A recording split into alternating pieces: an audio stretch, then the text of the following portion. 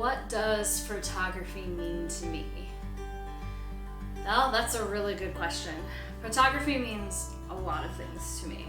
It means learning patience.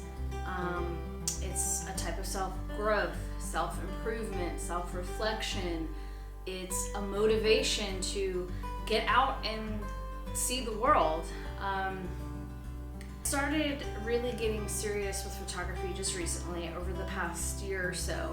I've had a camera for a while and I've used it, but it wasn't really until the pandemic that I really started doing it every day, taking classes. I took a class at the VMFA. I've done tutorials online. I've been reading books. I've been really trying to get better and take it seriously. And I have seen some improvement. I do consider myself an amateur, but I think part of it is it's the journey. It's watching yourself grow. It's learning something, and then when you're out there and a technique or something you're trying and it just clicks.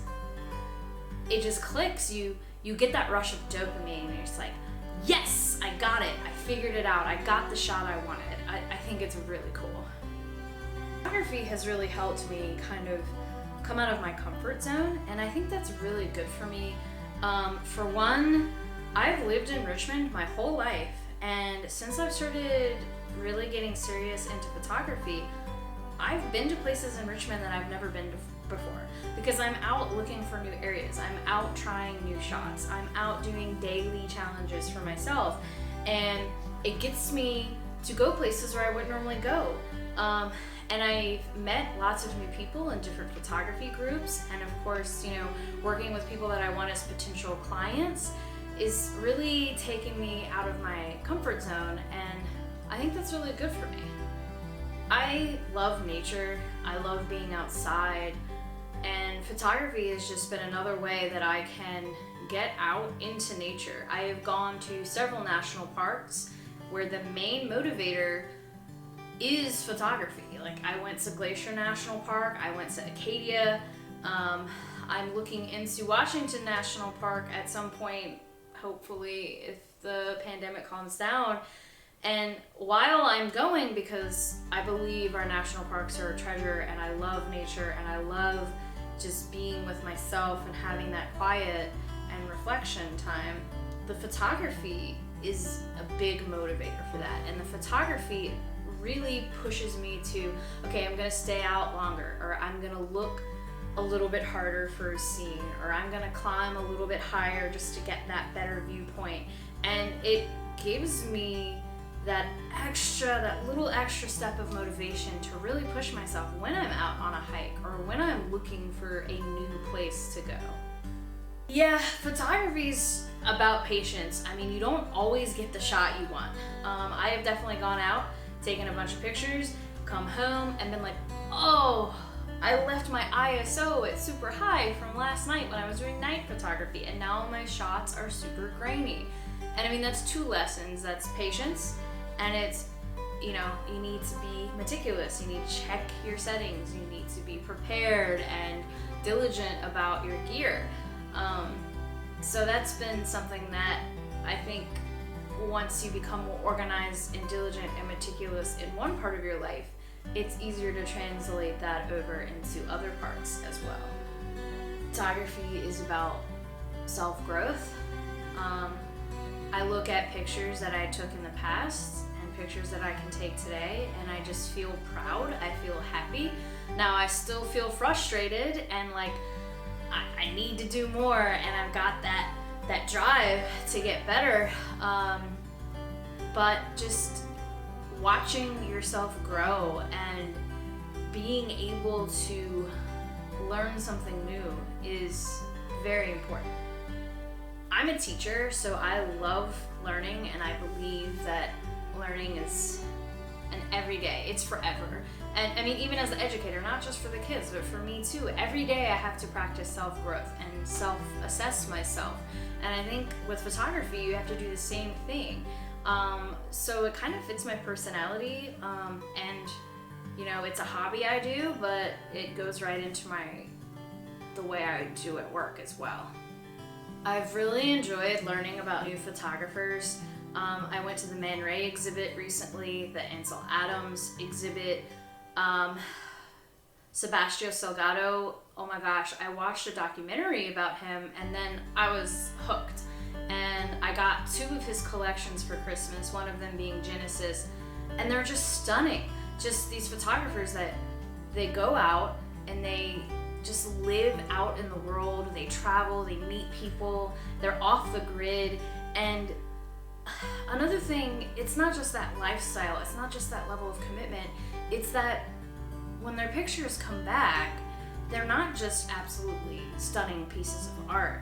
They shed light on people of the world, on places of the world that maybe we don't normally think about. And so photography is a bit editorial and it's a bit humanitarian. I hope to continue to get better. I really like landscape photography and going out to the national parks. I really like portrait photography, and I've got a long way to go with that.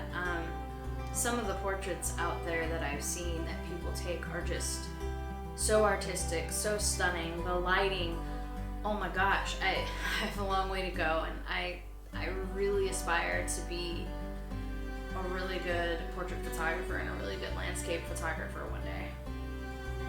I mentioned earlier that I'm a teacher, and one thing I love is stories. I'm an English teacher. I studied literature at VCU, and I think stories, first of all, connect people. And there are such a thing as timeless stories that just transcend eras, and they connect us all with the human condition. And I think photography does the same thing when you have a really good photograph. And I think, certain authors can take words, Fitzgerald, for example, and it's not just writing, it's a craft. And the way that they say something, it's just like, wow, that's the perfect way to say that. That's great.